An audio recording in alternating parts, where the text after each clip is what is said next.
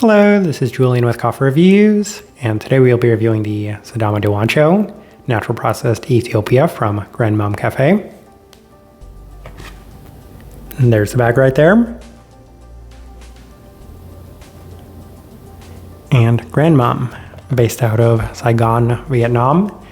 And this is their first ever appearance on this channel. This is a coffee roaster I had zero familiarity with going into this review. We picked this coffee up from Airworks as part of their June releases, and at this point we're essentially picking up every Asian coffee roaster that Airworks is releasing, as we do want to make our Asian coffee roaster tier list as big as possible. So having the opportunity to try out another Vietnamese coffee roaster was one that I will happily take. So we will see how this one turned out, as this right here is day 53.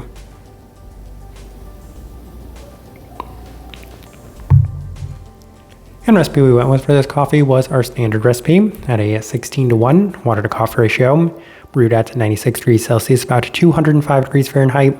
And I like this one best through the V60, which does indicate a more medium fine grind roast profile for this coffee.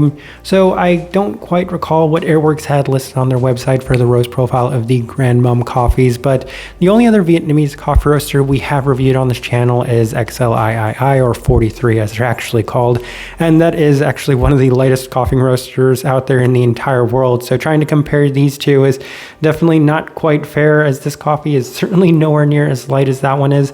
I can say that it's actually a bit lighter than the majority of Korean or Japanese-based coffee roasters that we have reviewed on this channel.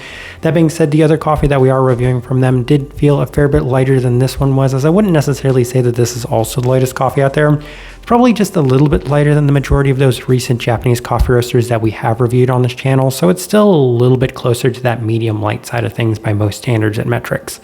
With all that out of the way, let's go ahead and start discussing this coffee. Day 26, first impression through the V60, and that was the first takeaway I had, which it's usually the first takeaway I have from most coffee roasters when I'm trying them out for the first time. I want to see what sort of profile they do offer, and it did turn out a little bit more robust than the other Grandmum coffee we're working with. So the other one I started first, and as a result I could definitely tell that this one did feel a little bit more developed than that one.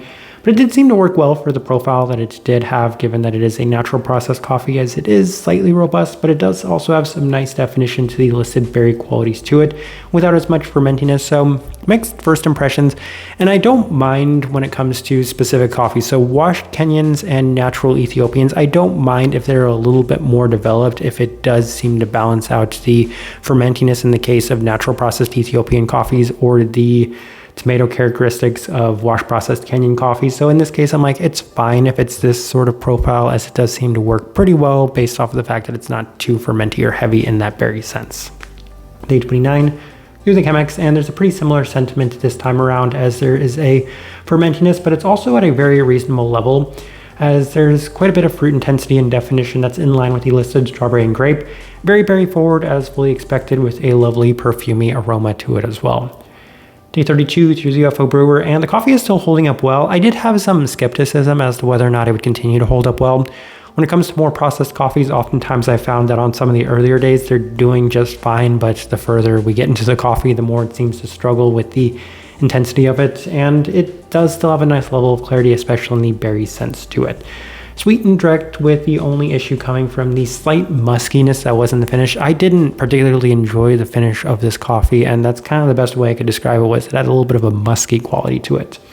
Day 35 through the V60 with some lower extraction adjustments, and immediately I could tell that the trade-off was not worth it for this coffee, as the heaviness and fermentiness was already at a solid level, but the only thing we're kind of sacrificing when making these adjustments is the berry intensity, with it being a little bit more toned down, and as a result I felt the heavier qualities were a little bit more abundant as a result. It even offered a wine-like brightness and a dark chocolate quality to it as well, which are some characteristics I oftentimes associate with natural processed Colombian coffees, which are usually my least favorite coffees in existence. So not the biggest fan of this one. Okay impressions this time around. Day 38 through the Chemex with the same adjustments, and it just seems to work better through this brew method, even with it toning it down a little bit, as it has more of the listed grape-like characteristics to it, and a little bit of peachiness and less heaviness overall. So this was actually a pretty nice day on day 38 with the Chemex and some lower extraction adjustments, but I really kind of wanted to amplify a lot of the more prominent berry qualities of this coffee. So on day 41, we went back to the V60 with our standard recipe. And there are definitely some mixed results, as it does feel a little heavier than some of the previous days, as the fermentiness is also increased with time. It's mostly offering plenty of those darker berry qualities with a little less definition in comparison to some of the earlier days. So my concerns about this coffee maybe being a bit more heavy as this coffee aged with time did seem to come true, especially on this day, as it didn't seem quite as clean as those earlier tries. Day 44 through the Chemex with our standard recipe, and it does feel a little better, but it adds to the sentiment that this coffee naturally has started to skew in a more heavy direction, as the cleanliness has been toned down in comparison. Strong, heavier berry qualities to it, especially in the grape-like sense. And then day 48, final notes we have through the V60 with our standard recipe. And it is showing a little bit of inconsistency overall, as there is a very strong focus on the berry qualities of it. So grape, blueberry, and a slight strawberry component, as well as some perfumey spiced lavender feel and a slight citric zest and peachiness to it. Plenty of brightness and a little less heaviness overall, so this coffee has just become, I would say, a bit more intense than I would necessarily enjoy. All right, so let's go ahead and put up the tasting wheel so you can see what we're getting.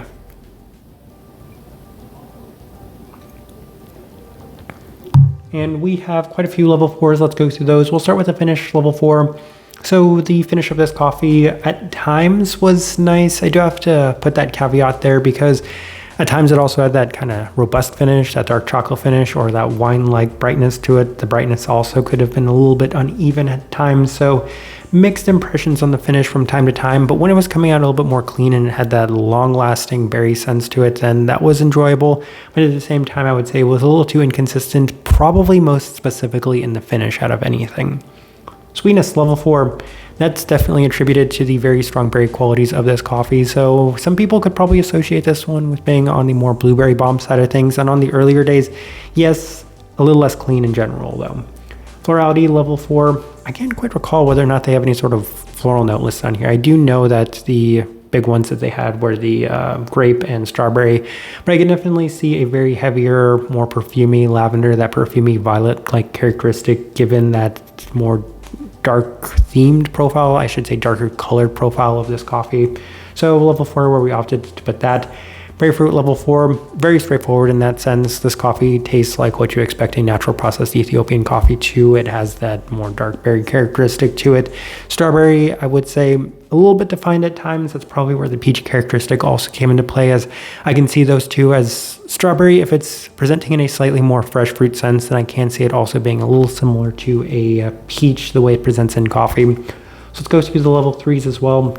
We'll start with acidity, level 3. I'm fine with it being there at that level 3 mark. I mentioned it's somewhere between the 3 and the 4, but I feel like towards the end, having it toned down definitely did seem to help, because at times it was just a little bit too much, and I don't think it necessarily complemented the fermenty qualities of this coffee well. Citrus fruit, level 4. As I think about it, I think that the other note they have listed on here is some sort of citric quality to it, but I mentioned that there's a citric zest characteristic to this one, and it's abundant enough to the point where we did justify putting it there at the level 3 mark.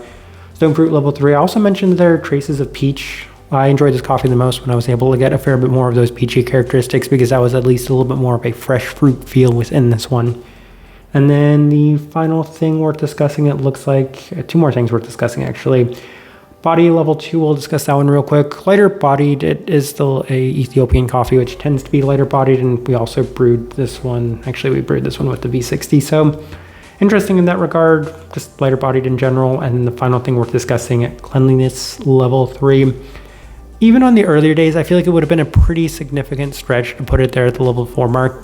We have to do something when it comes to these natural processed coffees, because oftentimes they're somewhere in that level 3 category. They're either on the higher side of the level 3, which indicates that it's very clean for a natural processed coffee. It's right there at the middle of that level 3, which this coffee probably was. It's not overly clean, and it's not necessarily overly fermenty either, so that's where we would have put it. And then kind of a lower side of level 3, which does indicate that the coffee was barely holding its structure. This coffee though, right there, that medium of that level 3 mark, and on the earlier days I said on the higher side of level 3, but even then it was never really in jeopardy of going lower than that or going above that. So yeah, outside of that, as I'm looking at this tasting wheel, I do think it is a pretty good representation of what I was getting from this coffee. All right, so my overall thoughts and impressions of this coffee. I would say that on the early stages, I felt like there was some really nice potential to it, but it just seemed to trend in a direction that I'm not necessarily the biggest fan of. I really wish there was a way for me to have kept the coffee in the way that it was on the earlier days, because I definitely did see it being on the more enjoyable side of things. For a natural processed coffee, I should say that the majority of natural processed coffees do tend to turn out this way, and in comparison to those coffees, I would say that it was probably a little bit better than them, largely because I was able to get some more of those fresh fruit characteristics at times. It was a little bit cleaner at times. The big sticking point for me on this coffee, though, was the finish, which just seemed to be all over the place each and every time we brewed it. So kind of mixed impressions overall, but that does kind of lead into the type of person that I would suggest this coffee to. It's definitely for a natural drinker. This one offers so many natural-like characteristics to it, especially in that fruit sense, the darker berry fruit sense. So plenty of those blueberries, those strawberries, and those grape-like characteristics in abundance throughout. Plenty of sweetness to accompany them as well. And I would say a little bit more of a traditional profile and feel to it in that sense, as it still has just a little bit of body. It reminds me a lot of your more traditional natural processed Ethiopian coffees, especially these days, as they do tend to offer a lot of similarities to what we experienced from this coffee. So that's kind of the best direction I can point somebody towards on this one, and also the best way I can leave this review. If you by chance had an opportunity to try this coffee, I'd love to know your thoughts and impressions of it as well. If you're enjoying the content, give this video a like, subscribe if you're not already subscribed. This right here has been a review of the Sidama Duwencho, natural processed Ethiopia from Grandmum Cafe. Thank you for watching.